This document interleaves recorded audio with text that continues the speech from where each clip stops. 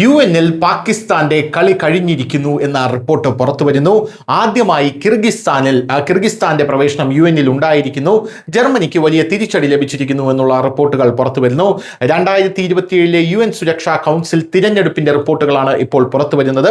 ഐക്യരാഷ്ട്രസഭയുടെ സുരക്ഷാ കൗൺസിലിൽ പ്രധാനപ്പെട്ടതും വലിയ ഒരു നീക്കം നടത്തുന്നതുമായിട്ടുള്ള ഒരു മാറ്റമാണ് കാണാൻ സാധിക്കുന്നത്.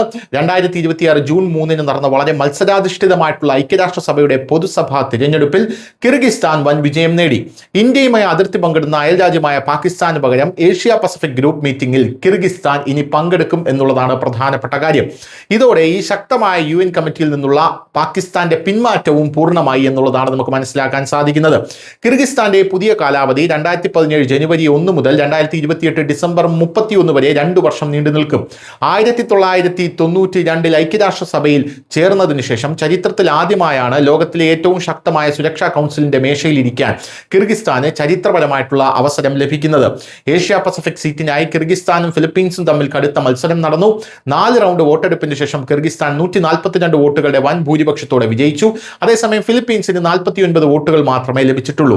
കിർഗിസ്ഥാന് പുറമെ Austria, Portugal, ട്രിഡാൻഡ് and Tobago, Zimbabwe എന്നിവയും 2027-28 കാലയളവിലേക്ക് സുരക്ഷാ കൗൺസിലിലെ പുതിയ സ്ഥിരമല്ലാത്ത അംഗങ്ങളായി തിരഞ്ഞെടുക്കപ്പെട്ടിട്ടുണ്ട്. പാകിസ്ഥാൻ നിലവിൽ സുരക്ഷാ കൗൺസിലിലെ സ്ഥിരാംഗമല്ല. എന്നാൽ 2026 അവസാനത്തോടെ അതിന്റെ കാലാവധി അവസാനിക്കുമ്പോൾ അതിന് സ്ഥാനമൊഴിയേണ്ടി വരും.